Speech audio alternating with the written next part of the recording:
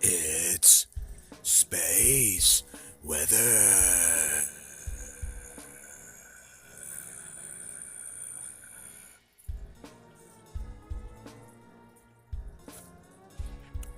Here's the sun in 171 angstroms.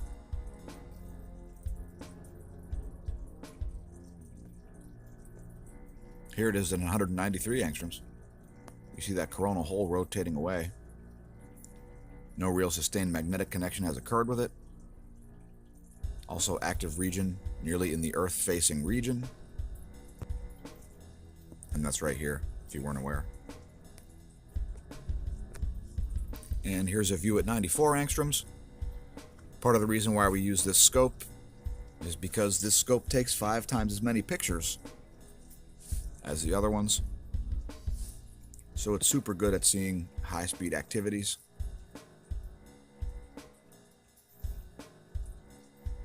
And there's your active region.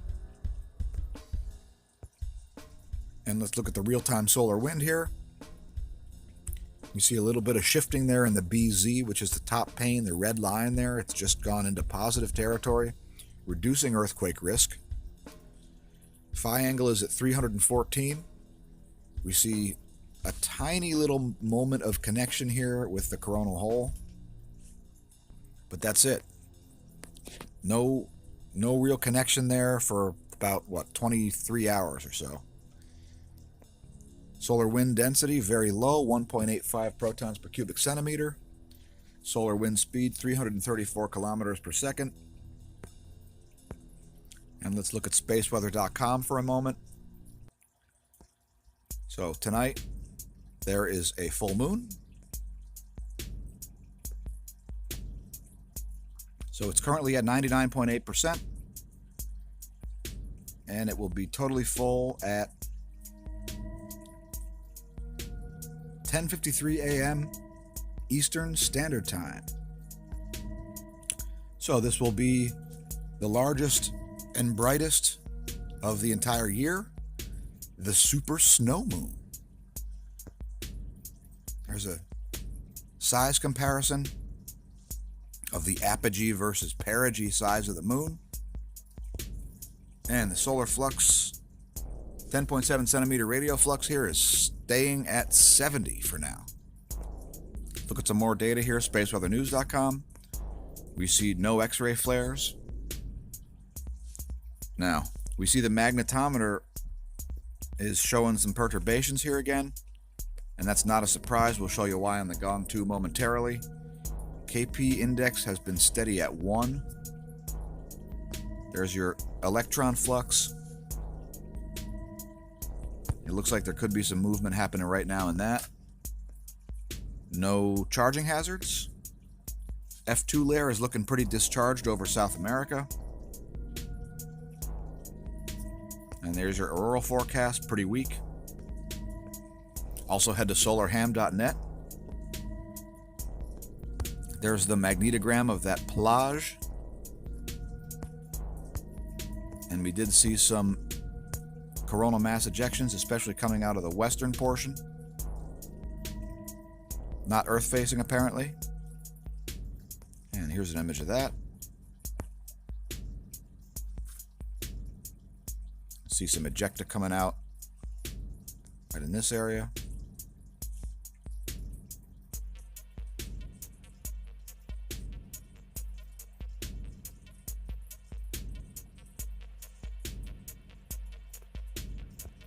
And here's a closer view on the C2.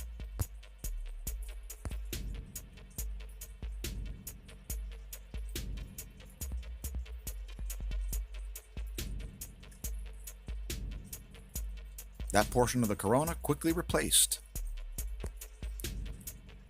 By the way, all the music that we feature on here is original.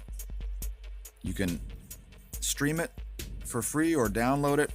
These tracks are like 99 cents a piece here at soundclick.com/goldencapproductions. We branded this a little bit so you can realize that it's us. That's an original record label. And yeah, we're an independent company, so got a bunch of tracks. I think there's 14 tracks on here. soundclick.com/goldencatproductions. We'll leave links in the description. Now let's look at the Gong 2 here. I can show you what's going on magnetically and what's causing it. So here's the line of sight ecliptic field plot. This shows you the way that the active region there is affecting the B field, which is the interplanetary magnetic field. And what's happening is that active region is magnetically affecting the shape of the B field, as you can clearly see in this animation. And that's affecting the Earth-based charge forecast for the current sheet. Let's look at the top view. There's the top view. You can see we keep seeing the polarity flipping there, and it's because the active region can't decide if it wants to pull on the North Pole or pull on the South Pole. So when it's pulling on the North Pole, you see that field kind of going away from the Earth's perspective. So let's advance to the last frame here. So there's the last frame. We're looking for an uptick in the GOES magnetometer here, and then a sudden downtick in the GOES magnetometer.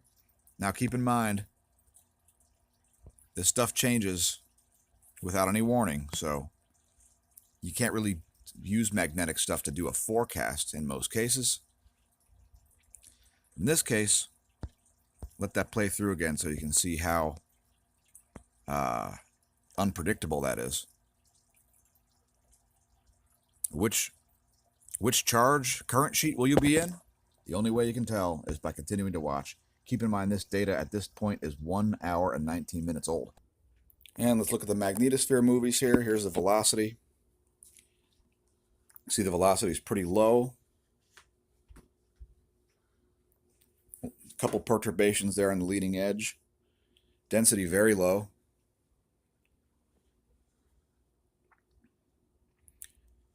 Let that play through. You can see different densities of solar wind coming in there on the left. Keep in mind the dark blue is a high density and the white is low density.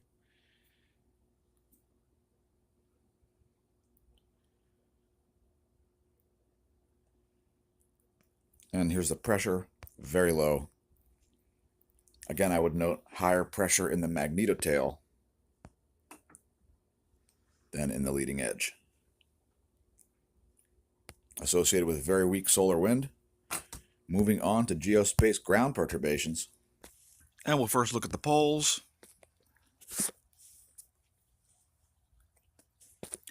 The location where the Birkeland current sheets from the sun show up at the planet in field-aligned currents.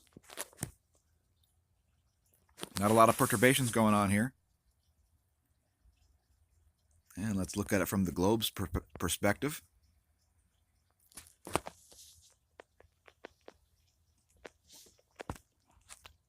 Keep in mind, folks, the Earth really has 3 poles right now. There's one here. There's a stronger one here. And the South Pole is up here. Believe it or not.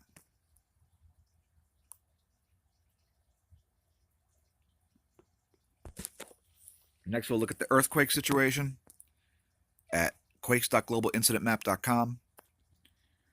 First thing to say is that the earthquake watch continues for these areas. We're seeing deep quakes, and we're seeing a drought for 6 and 7 magnitude quakes. So these areas remain on earthquake watch. Now, fortunately, there's no incoming coronal hole, and the one that's sending a solar wind stream our way, expected to arrive tomorrow, is rotating away from the Earth. So the likelihood of a magnetic connection with that is dropping very quickly, especially as the active region rises. Those of you not familiar with the Ben Davidson earthquake prediction technique, I'll give you a quick rundown. So, let's say you get a quake right there. Let's say it's a deep quake. Now, this one is not a deep quake.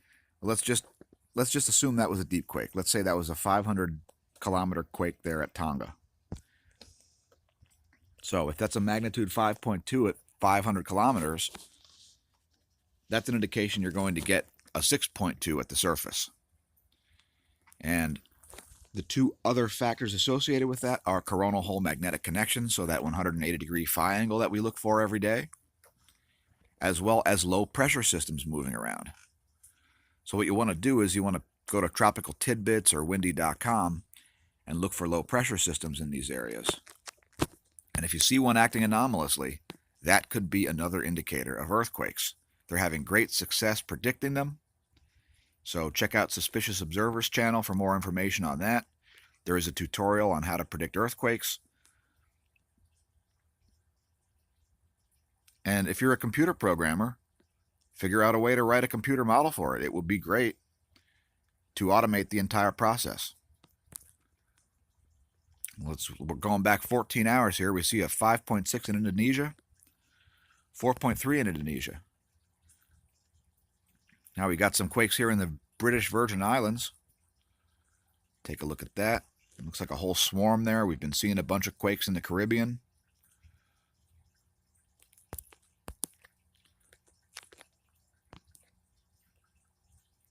.7 in eastern Russia. Been seeing a lot of activity there, as well as in the Aleutian Islands. Here's a 5.2 in Tonga. That's the one we were looking at. Here's a 4.8 at depth in Argentina. So there you go. There's a perfect example of a blot echo earthquake. That could be the predecessor to a larger earthquake at the surface. So like in that situation there, you would expect that to be a little higher magnitude. What was that? That was a 4.8. So you'd expect like a 5.3 based on that depth. In other words, if that occurred at the surface, you'd have about a 5.3. We also see a 4.8 in Chile. Also right in the area we've been putting up watches.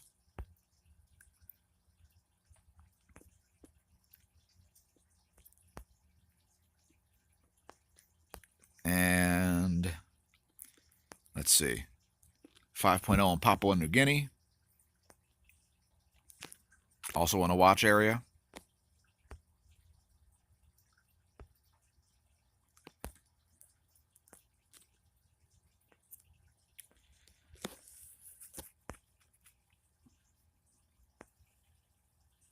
Another one in Peru at depth.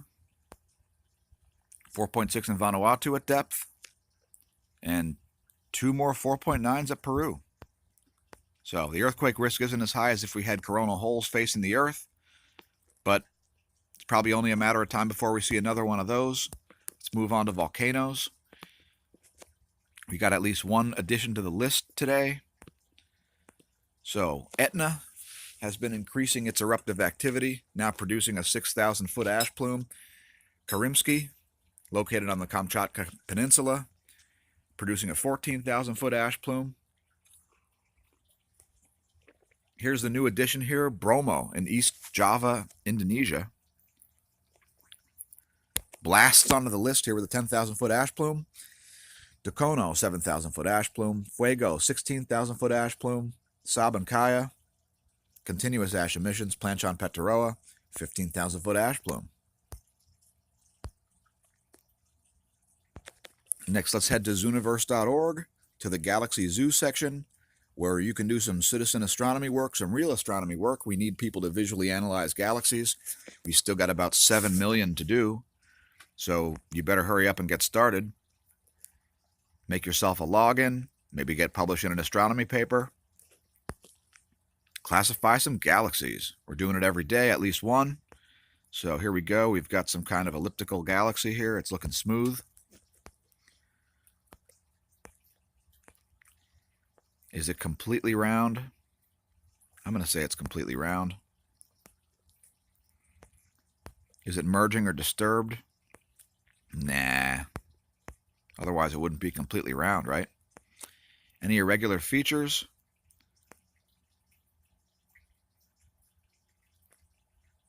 Is that an overlap? I think it's an overlap. That other galaxy is in the background. And that's about all it's got. Pretty boring galaxy, folks. Maybe the next one will be more exciting. Who will classify it? Will it be you? It might be me after I make the video, but head to galaxy.org, beat me to it, and classify a galaxy. Zooniverse.org. No degree required. Come back a little closer to Earth here with the total electron content forecast. Let that play through once, as we've been doing daily. We do see a couple little anomalies there over northern Canada, as we have the last couple of days. Moving on to the Space Weather Enthusiast dashboard. If you don't have this one in your favorites, well, why not, dude? Here's the Enlil prediction. So there's the forecast for the incoming solar wind. We're expecting to see an uptick in the density today, as it is very low. And then, as we typically do, an increase in the velocity throughout the day into tomorrow. You'll see the density drop as the velocity goes up. We typically see that.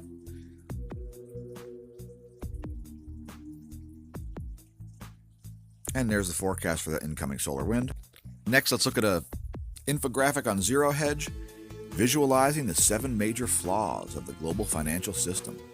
I'm just going to read them off, but we'll leave links to the article. 1. Billions of people globally remain unbanked. 2. Financial literacy remains low. 3.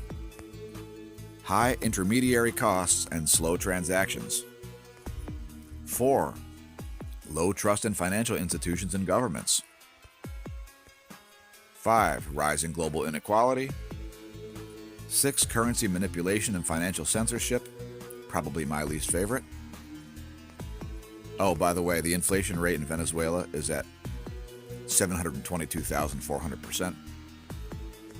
And the buildup of systemic risk. In other words, the more centralized your system is, the more one small thing breaking down will bring the whole system down.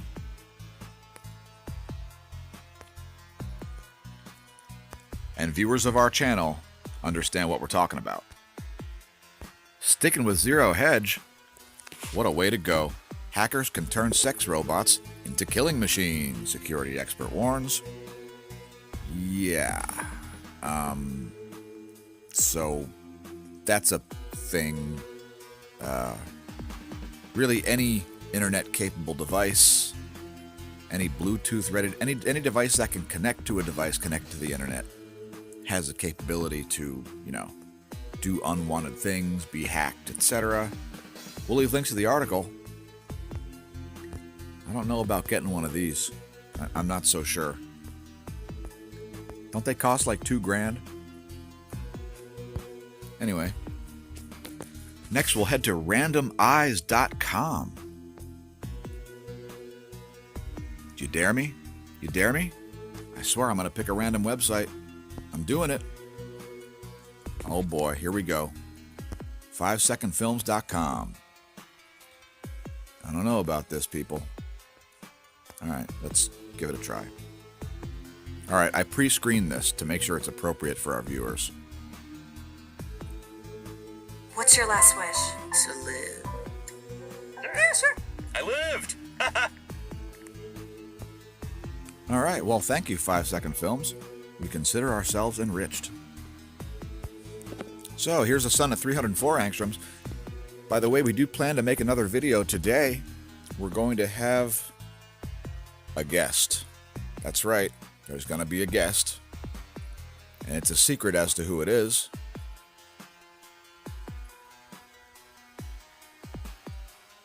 So keep an eye on the channel throughout the day today. By this afternoon, there should be something else up. So thanks for tuning in. Thanks, donors, subscribers, viewers. Please press the like button. Please don't forget to subscribe if you enjoy the content. Please share our content on your social media. And remember, when you're awaiting an increase in the solar wind density, don't drink. And if you drink, await an increase in the solar wind density since it's coming, but don't drive.